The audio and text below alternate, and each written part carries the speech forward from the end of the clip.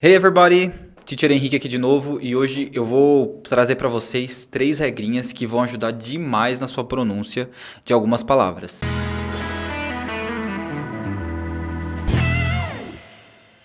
Lembrando sempre que quando a gente fala de inglês, regras têm exceções. Na sua maioria elas vão ter exceções, mas algumas delas vão te ajudar muito com quase todas as palavras que você talvez tenha alguma dúvida aí na pronúncia.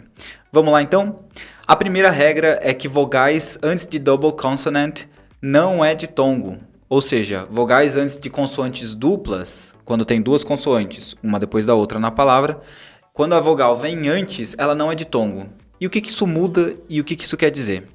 Bem, muda a pronúncia dessa vogal, como a gente vai falar ela. Por exemplo, um exemplo fácil de entender é ride, ride. Por termos só um D, a gente pronuncia o I como ditongo, ride, ride. Agora, quando a gente fala DD, por exemplo, ridden, ridden, a gente já usa um I fechado, não um I aberto. E aí não é mais um ditongo. Olha que interessante. Outro exemplo é tribe, tribe. Então, a gente tem um B só, a gente usa um I aberto. Agora, quando a gente fala trigger, que é gatilho, trigger, tem 2 Gs. Então, a vogal antes dele, o I, vai ficar aberta. Vai ficar fechada. Trigger, trigger. Legal? Não esquece dessa regra. Ela é muito simples e, na maioria das vezes, ela vai funcionar. Tá bom? Regra número 2. A letra G, quando ela é seguida das letras E, I e Y, ela tem som de J. Então, ela fica J, J e não G, G.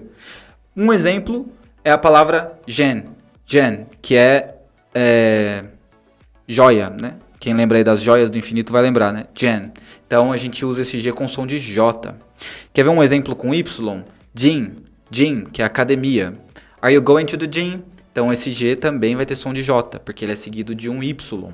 E uma outra palavra que tem um I depois do G é giraffe, giraffe. Então, esse G também tem som de J. Então, sempre que o G estiver antes de um E, antes de um Y ou antes de um I, ele vai ter som de J e não som de G, G. É bem parecido com o que a gente tem aqui no Brasil, por exemplo. Quando a gente fala sobre goiaba, o O, a gente sabe que o G vai ter som de G. Mas quando a gente fala sobre ginástica, a gente sabe que esse G antes do I vai ter som de J. Então, ginástica. Tá legal? O mesmo acontece no inglês, pessoal. E a terceira e última regra, que também é uma regra bem simples, é que quando uma palavra termina em uma consoante, com som de consoante, a única vogal dessa palavra é uma vogal curta, vai ser uma vogal curta. Então, o que isso quer dizer? Vamos colocar aqui alguns exemplos. Por exemplo, a palavra fat, fat. Então, esse A é uma vogal curta, não é fate, é fat. Se você colocar um E no final dessa palavra, aí você não está terminando com som de consoante, você está terminando com som de vogal, com som de E. Então aí sim, essa vogal vai ser longa. Fate. Agora, se você tira esse E, a palavra vira fat. Então, olha só a diferença na pronúncia do A. Fate, fat. O mesmo acontece com bad. Então, por exemplo, o E, ele não tem som de bed, bed. Ele tem som de bad, bad. Porque a consoante acaba a palavra. Então, tem um som de consoante no final dessa palavra.